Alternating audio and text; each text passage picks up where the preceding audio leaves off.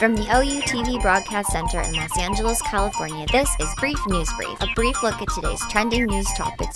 Proudly combating the thought police since 2016, here's your host, James Heaney. I'm James Heaney, and this is your Brief News Briefing. Trump is going head-to-head versus the GOP over Mexico tariffs. The battle began late last week. Now, while the press couldn't stop clamoring about Robert Mueller's speech, suddenly the news cycle flipped. It changed. The headline turned into, Trump wants to tariff the HE double hockey sticks out of anything that we trade with Mexico.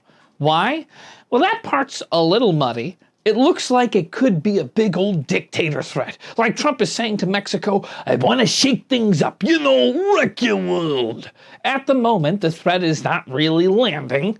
So far, Mexico is remaining optimistic that the deal, or a deal, can be struck, but not foreshadowing that they plan to make any specific policy changes. Meanwhile, the first signs of cracks are starting to show in the GOP. In Congress specifically. There is an issue and it's called NAFTA. Well, it was a trade deal with Mexico and Canada until Trump ripped it up.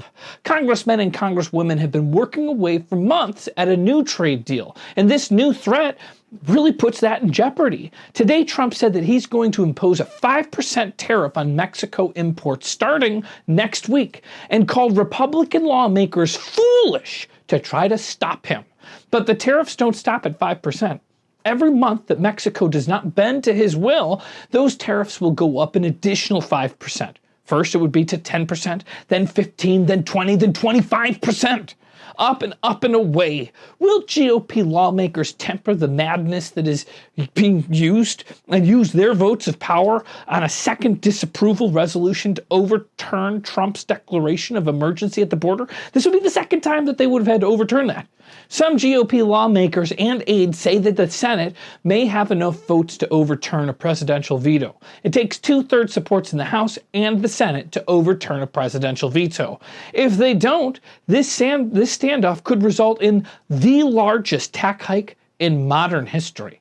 30 years ago today, the incident at Tienanmen Square in Beijing, China shook up the world and horrified onlookers.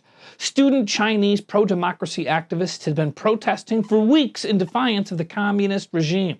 They fought for human rights and democratic representation. On the morning of June 4th, the government sent armed troops to dissolve the demonstration in Tienanmen Square, killing and arresting activists. There's no official death toll, but estimates range from several hundred to more than 10,000. The day is thought to be one of the bloodiest political crackdowns in modern history. China immediately tried to cover up the incident, brutally attacking what journalists they could find, accusing others of stealing state secrets and violating marital law provisions. In the fallout, China developed a campaign to shield Chinese citizens from pro-Western viewpoints. In 1991, the party issued revised history textbooks. They wanted millions of Chinese teenagers to memorize the campaign's central messages, that Western nations had been bullying China for 150 years and that the United States sought to contain China's rise. China has been known to monitor its citizens going as far back as 1999.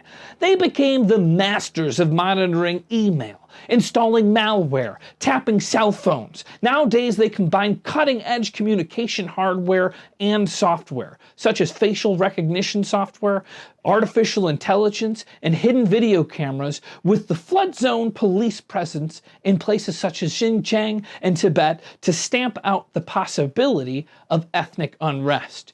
If you are in China, you are probably not watching Brief News Brief. Trump has been parading around London this week. He's getting tea with the Queen. He's ruffling feathers all over the place and the palace. Shh, I heard he put his balls on Prince Albert's toothbrush. Don't tell anyone. Protesters congregated in the streets of London on Tuesday. Now, Trump says that this is just a bunch of fake news. Trump labeled the London mayor Sadiq Khan as a stone-cold loser pretty much the moment that he touched down across the pond. Now, this resulted in a war of words between the two. Khan responded by telling the BBC that the president's insults reminded him of the sort of thing that an 11-year-old would do. Fox News jumped right away into the sparring match, going after the London mayor, and they're still busy making headlines, just straight up having the president's back. It's very reminiscent of RT, Russian television, having Putin's back. Nonetheless, meanwhile, Trump is having problems even tuning into Fox News. It's hard to get in the UK, and it's totally throwing off his daily routine. Trump supporters are being milkshaked, which I guess is a thing that happens over there in that country. Now, I'm not exactly sure, but I think it's literally having a milkshake poured on them. Some teens are welcoming President Trump by mowing giant penises into their lawns. Now, I don't know if this is a good thing or a bad thing, because it's hard to get a teenager to work at all these days. Putting a penis, that's not easy. That's difficult. Is it a good thing that they're doing it, or is it a bad thing? That's hard. That's hard penis to choose between. Now, there's no American president that's intervened directly and as unapologetically in recent years into British affairs as much as Trump. But hey, that's Trump, right? He's just doing his thing. He's all for Brexit. He predicted today that Britain would follow through with its plans to leave the European Union and said that the exit would be very good for the country.